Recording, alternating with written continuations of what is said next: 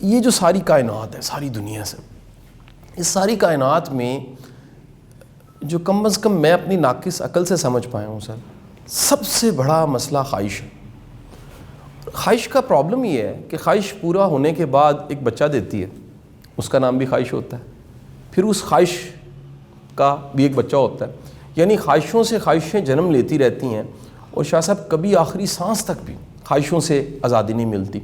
دنیا کے بڑے بڑے دانشور بھی کہہ لیجئے اس خواہش سے آزادی کی بات کرتے رہے۔ کہیں پر ایک درس آتا ہے دین کا، جو قناعت کا درس ہے، جو راضی رہنے کا درس ہے۔ شاہ صاحب یہ قناعت جو دین سکھاتا ہے، یہ ہر ایک کے لیے جدا جدا ہے، کسی کے لیے قناعت کی ڈیفینیشن کچھ ہے، کسی کے لیے کچھ ہے۔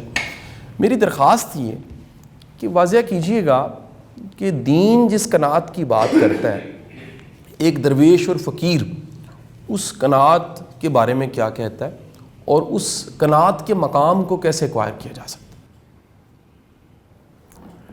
بسم اللہ الرحمن الرحیم۔ السلام علیکم خواتین حضرات۔ یہ آپ نے بالکل درست فرمایا کہ دنیا میں سب سے زیادہ کثیر العیال کوئی چیز اگر ہے تو خواہش ہے۔ یہ اتنی تیزی سے بڑھتی ہے اس کی آبادی انسان کے اندر جس میں کہ اسے کنٹرول کرنا دشوار ہو جاتا ہے۔ فقیر لوگ عام طور پر خواہشات سے بڑی دور بھاگتے ہیں، اس لیے کہ خرابی کی ابتدا اسی کی آڑ میں ہوتی ہے کہ ایک خواہش دل میں پیدا ہوئی، ہم نے اسے پورا کر دیا، اس سے آگے بڑھتے بڑھتے چلتا رہ جاتا ہے سلسلہ، حتیٰ کہ انسان اپنے ٹریک سے ہی اتر جاتا ہے۔ اس سے بچنے کا ایک ہی راستہ ہے جو آپ نے خود فرمایا، وہ ہے قناعت۔ اب قناعت کو آسان ترین لفظوں میں ہم یوں ہی کہہ سکتے ہیں کہ اللہ کی تقسیم پر راضی ہو جائے بندہ، جو مل گیا ہے اسی پر خوش رہے، وہی قناعت ہے۔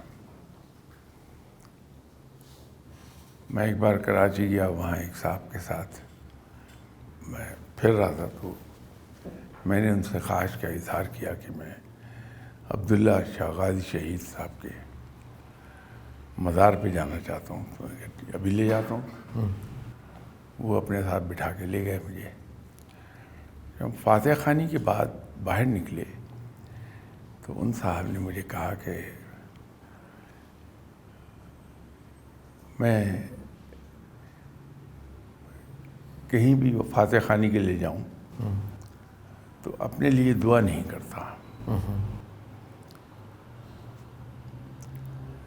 میں نے زندگی میں صرف ایک بار دعا کی تھی فاتح خوانی کے بعد، وہ بھی یہ کہ میرا نکاح تھا لاہور میں، جب میں نکاح پہ آیا ہوا تھا، تو نکاح کے بعد ہم دوست اور کزنز وغیرہ اکٹھے ہو کے داتا صاحب کی مزار پہ گئے تھے فاتح خوانی کے لیے۔ تو میں نے فاتحہ پڑھنے کے بعد اللہ سے ایک دعا کی تھی، یا اللہ مجھے قناعت عطا فرما دے۔ بس وہ ایک دعا ہے جو میں نے کہیں بھی فاتح خوانی کے بعد رب کے حضور دعا کی ہو۔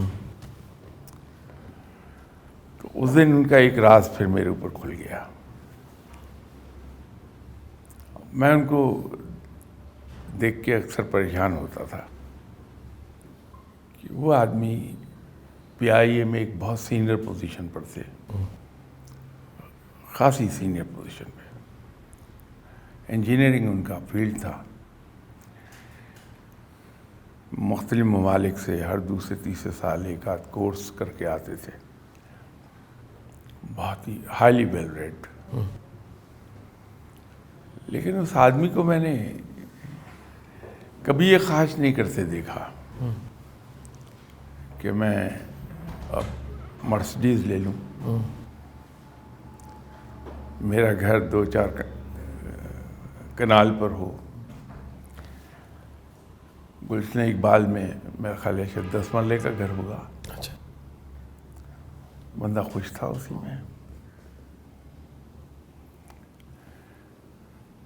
ایک پرانے ماڈل کی گاڑی تھی، بندہ اسی میں خوش تھا۔ ایک دن میں نے کہا بھی کہ گاڑی، کہنے لگے دیکھیے گاڑی کا مقصد میرے نزدیک صرف ایک ہے کہ مجھے ٹرانسپورٹ پرووائڈ ہو جائے، ٹھیک ہے، point A to point B ٹھیک ہے، میں سفر کر سکوں۔ ٹھیک ہے، اس سے زیادہ گاڑی کا میرے نزدیک کوئی استعمال نہیں ہے۔ یہ گاڑی یہ ڈیوٹی بخوبی سر انجام دیتی ہے، تو مجھے کیا کرنی ہے گاڑی۔ اسی طرح لباس کے بارے میں دیکھا، جیسے میں نے عرض کیا کہ بہت ہی سینئر پوزیشن پہ تھے وہ، ٹھیک ہے، اور سیلری بھی اسی حساب سے خاصی فیٹ سیلری۔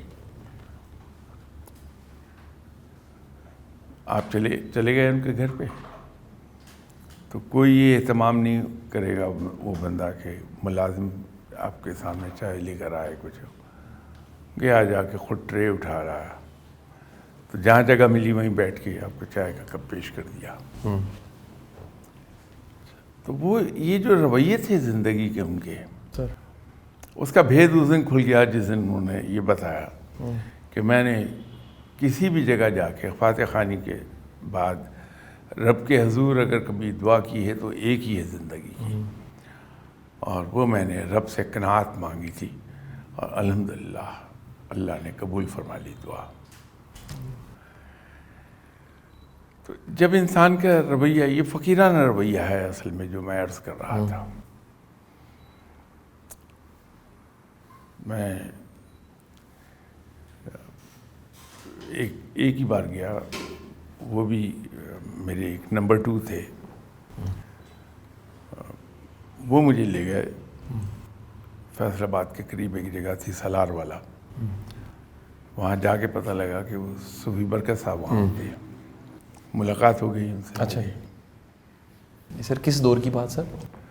یہ بات ہے 76 کی، اچھا، کیونکہ بعد میں صوفی صاحب وہاں سے شفٹ ہو کے سنا کہیں اور چلے گئے۔ جی، یہ 76 کی بات ہے۔ سر،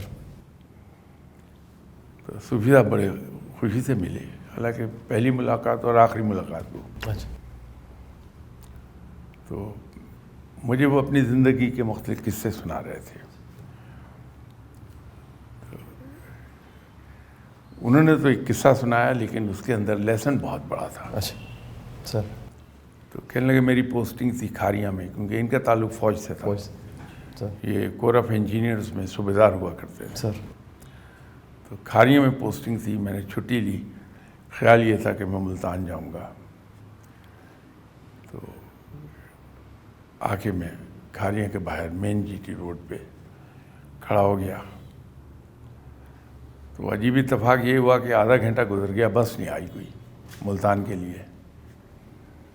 تو میں نے سوچا کہ کیا میں اپنا وقت ضائع کر رہا ہوں یہاں کھڑا ہوا، یہ 2 قدم پر تو ملتان ہے، پیدل ہی چلتے ہیں۔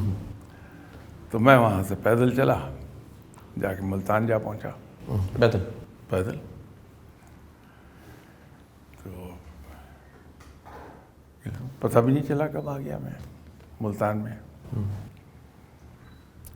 تو بات یہ ہے کہ اسی طرح وہ سنانے لگے کہ میں گیا ہوا تھا فیصل آباد، تو کسی بھلے آدمی نے میری جیب کاٹ لی، تو میں بس پہ بیٹھنے لگا کہ سالار والی واپس آ جاؤں میں۔ تو جیب میں ہاتھ ڈالا تو وہ سر چیک کرنے کے لیے، تو میرا ہاتھ دوسرے راستے سے باہر نکل گیا۔ تو میں نے کہا اچھا چلو، تو دماغ میں ایک خیال آیا کہ چلے میں بس پہ بیٹھ جاتا ہوں، کسی سے ادھار کر لوں گا۔ پھر خود ہی خیال آیا کہ کسی کا احسان کیا لینا، پیدل چلتے ہیں۔ یہ جو رویے ہیں فقیر کے، یہ رویے پیدا ہی اس وقت ہوتے ہیں جب انسان میں قناعت آ جائے. اس کے بغیر یہ رویہ نہیں آتا کبھی. صحیح. تو جب قناعت آتی کہ جو کچھ ہے اسی پر راضی ہیں بس ٹھیک ہے. ٹھیک ہے سر. جیب کٹ گئی کوئی بات نہیں, جانے دو, صحیح سر. جانے ہی ہیں, پیدل چلتے ہیں. تو اب بس کا محتاج کیا ہونا, کھاریاں سے ملتان پیدل چلتے ہیں. اللہ. کیا انتظار کرنا. تو یہ جو انسان میں ایک رویہ آتا ہے سر. کہ وہ کسی چیز کا محتاج نہیں کرتا اپنے آپ کو, صحیح. بہت بڑی خوبی ہے کسی بھی شخص کی, صحیح. کہ وہ اپنے آپ کو کسی چیز کا محتاج نہ ہونے دے. یہ ہم جو نشے سے کہتے ہیں کہ سگریٹ نہیں چھوٹتا, اس سے بڑی آسانی سے جان چھوٹ جاتی ہے. اگر کہیں انسان تنہائی میں بیٹھا ہوا خود سوچ لے, دماغ میں آ جائے کہ میں تو سگریٹ کا غلام ہو گیا ہوں,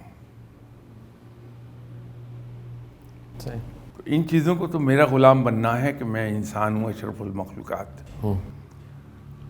تو جنہیں میرا غلام بننا ہے میں ان کی غلامی کیسے کروں؟ میں سگریٹ کی غلامی نہیں کروں گا. صحیح. چھوڑ دیتا ہے انسان, بالکل ٹھیک سر. پھر دوبارہ نہیں آتا اس کے قریب. صحیح. تو یہ جو رویے آئیں گے, یہ آئیں گے قناعت کے اگلی سٹیج ہے. یہ صحیح. قناعت کے نتیجے میں پیدا ہوں گے یہ. ٹھیک سر. تو آدمی اگر صرف ایک کام کر لے کہ جو کچھ مجھے اللہ نے عطا کر دیا یہ کافی ہے, مور دین انف, مور دین سفیشینٹ, ٹھیک سر. تو میں اسی پہ راضی رہوں گا. سر. یہ جب ایک رویہ پیدا ہوتا ہے, وہ سوئی گیس میں تھا ایک زمانے میں, جب سوئی گیس جوائن کی تو میرا خیال میں 22 ایئرس اینڈ 25 ڈیز کا تھا. اچھا. دیٹ واز 7 جولائی 1966. تو میں ملتان اسٹیشن پر تھا. سر. تو ایک صاحب کے بارے میں بڑے قصے سننے میں آتے تھے, وہ تھے رحیم یار خان میں. اچھا. ان کا نام تھا عظمت. اچھا. تو ان دنوں کمیونیکیشن بٹوین ملتان اینڈ رحیم یار خان سوئی گیس کا وہ سر وائرلیس پر تھا. اچھا. تو اکثر و بیشتر وائرلیس پر جب کوئی اور بات کرنے لگے تو عظمت صاحب کا ذکر ضرور آ جاتا تھا. پتہ لگتا تھا کہ صاحب عظمت صاحب کو کل فلاں صاحب پہ غصہ آ گیا اور وہ بائیسیکل پہ ملتان کے لیے روانہ ہو گئے. پھر پتہ لگتا تھا وہ ملتان کے لیے پیدل روانہ ہو گئے, آئے کبھی نہیں ملتان. 2-3 سال کے بعد ایک دن پتہ لگا کہ عظمت صاحب کی ٹرانسفر ہو گئی ملتان. اچھا. وہ آ گئے. میں تنہا تھا لیکن گھر بڑا تھا میرے پاس, تو اکثر لوگ جو ٹرانسفر ہو کے آتے تھے جب تک انہیں مکان نہیں ملتا تھا میرے پاس رہ لیتے تھے, یا ٹیمپریری ڈیوٹی پر آئے وہ بھی رہ لیتے تھے. تو عظمت صاحب بھی تشریف لے آئے, آئیے بسم اللہ. تو جب ذرا سی بے تکلفی ہوئی ان سے تو میں نے ان سے پوچھا کہ عظمت صاحب آپ کے بارے میں یہ اکثر سننے میں آتا تھا کہ آپ کو فلاں پہ غصہ آیا اور آپ بائیسیکل پر چڑھے, غصہ آ گیا پیدل چل پڑے آپ. کیا اس بندے نے جواب دیا مجھے, that was a life time lesson. جو جواب تھا ان کا, سر. میں کہا سرفراز صاحب بات یہ ہے کہ بجائے اس کے کہ میں کسی کو کچھ کہوں تو اپنا غصہ میں اپنی ذات پہ کیوں نہ نکال لوں. واہ واہ. تو رحیم یار خان میں غصہ آتا تھا. تو اب رحیم یار خان سے ملتان 185 مائلس ہے, نیئرلی 400 کلومیٹر. تو وہ صاحب بائیسیکل پہ چل پڑتے تھے. تو کہنے لگے جہاں میرا غصہ ختم ہوتا تھا وہاں سائیکل میں لے کے کھڑا ہو جاتا, بس آتی تھی چھت پہ سائیکل رکھتا تھا, بس پہ بیٹھتا تھا, چلا جاتا تھا. کیا تو میں نے دل میں سوچا کہ عظمت صاحب اللہ نے آپ کے اس نام کی وجہ سے آپ میں بھی عظمت دے ہی کیا دی ہے. بات ہے. نام کی بھی عظمت، اصل میں کام کی بھی عظمت ہے. کیا بات ہے. بعد میں پتہ لگا کہ انہوں نے اتنی عمر گزر جانے کے باوجود، یہ بس اراؤنڈ 50 ایٹ دیٹ ٹائم، شادی نہیں کی ہے. اچھا. انہوں نے اصل میں فیصلہ کر لیا کہ بجائے کرائے پہ مکان لے کے رہوں، میں یہیں رہتا ہوں. تو مجھے ایک کمپنی مل گئی، اچھا. پڑھ رہی ہے ایک بیڈ روم میں، آپ چلے جائیے. ملتان والے گھر میں. ہاں ٹھیک. تو میں نے ایک دن ان سے پوچھا، میں نے کہا اعظم صاحب یہ بتائیے کہ آپ نے شادی نہیں کی. اب ان کی سیلری بڑی اچھی تھی، میری سیلری سے at least 3 times, very handsome salary. لیکن ٹراؤزر ان کے پاس غالباً 2 ہوں گی، شرٹس بھی وہ گھسی ہوئی پرانی شرٹس. تو میں نے کہا کہ آپ شادی نہیں کی، کیا ہوا؟ تو سوچ سوچ کے کہنے لگے کہ اصل میں سرفراز صاحب قصہ یہ ہے، میرا ایک بھائی ہے، شادی شدہ ہے، اور وہ کام کرتا ہے POF میں وہاں میں، لیکن سیلری اس کی کوئی زیادہ نہیں ہے، بچے پڑھ رہے ہیں. تو اگر میں شادی کر لوں گا تو اس کے بچے نہیں پڑھ پائیں گے. اللہ اکبر. صحیح صحیح. تو ان کے اس لباس کا وہ مجھے سمجھ آ گئی. پھر کیا بات. باقی تو میں نے پھر مزید نہیں پوچھا. کیا بات ہے. بات یہ ہے کہ اس بندے میں قناعت دیکھی میں نے. سر میں نے کبھی اس آدمی کو کسی چیز کی خواہش کرتے نہیں دیکھا. مست ہے بیٹھا. سر تو یہ قناعت بڑی خوبصورت چیز ہے. صحیح. اور فقیر زور اسی پہ دیتے ہیں. صحیح سر. اسی لیے فقر میں سوال کرنا منع ہے. سوال کرنے سے مراد وہ علم والا سوال نہیں ہے، بلکہ ہاں جی ہاتھ نیچے. سر ٹھیک سر. وہ جن صاحب بزرگ کے پاس میں بیٹھا کرتا تھا، جن کے میں زیر احسان ہوں کہ انہوں نے اپنے پاس بیٹھنے کی اجازت دی مجھے. سر میرا خیال ہے کوئی ان گارڈڈ مومنٹ ہوگا، تو مجھے کہنے لگے کہ اس فرائیڈے کو پاک پتن شریف چلیں. تو میں نے کہا جی ضرور چلیے. چلے گئے ہم. واپس آ رہے تھے تو وہ خود کلامی میں انہوں نے بات کی، مجھے مخاطب نہیں کیا. کہنے لگے مجھ سے بڑی غلطی ہو گئی.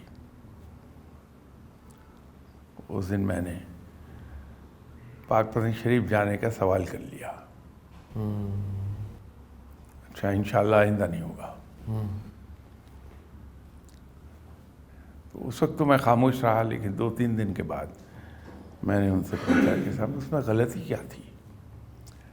تو فرمانے لگے کہ فقیر پر یہ جائز نہیں ہے کہ وہ کسی کے سامنے دست سوال دراز کرے.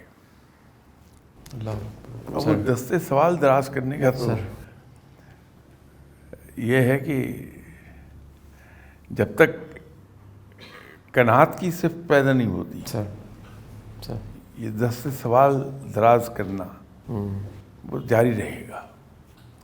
تو جو آدمی یہ چاہتا ہے کہ دست سوال دراز نہ کروں میں، قناعت کی طرف پہلے جانا چاہیے اسے. بالکل صحیح. سر جتنے حکمران ہیں سر، اللہ تعالیٰ نے سر حکمرانی بھی کوئی عنایت بھی ہوتی ہے کسی شکل میں کہ اللہ تعالیٰ نے اختیار دیا ہوتا ہے سر. اب وہ حکمرانی سیاست کی ہو، فوج کی ہو، سر حکمرانی کسی بھی شعبے کی ہو. شاہ صاحب آپ پہ اللہ کا بڑا کرم رہا ہمیشہ کہ بے شمار ایسے وقت کے حکمران ہیں، میں بھی جانتا ہوں اور کئی لوگ بھی جانتے ہیں سر، وہ آپ سے مشاورت کے لیے آتے رہے سر. اب بھی رابطے میں کہیں ہوں گے سر. میرا سوال سر یہ ہے کہ ایڈوائزر اور بالخصوص اسپرچل ایڈوائزر کا رول بڑا امپورٹنٹ ہوتا ہے سر. تو سر یہ ہم یہاں جو عام رعایا ہے وہ سوچتی ہے کہ ان کو ٹھیک کر دینا چاہیے. تو شاہ صاحب کبھی آپ نے کوشش کی ان کو ٹھیک کر ہی دیں سر؟ نہیں، میں نے کوشش نہیں کی. یہ اس کی ایک بنیادی وجہ ہے. کسی کو ٹھیک کرنے سے پہلے سر خود میرا ٹھیک ہونا بڑا ضروری ہے، سر وہ میں ابھی تک نہیں ہو پایا، اللہ تو کسی کو کیا ٹھیک کروں گا؟ یہ سر بڑی سمپل سی بات ہے۔ اچھا سر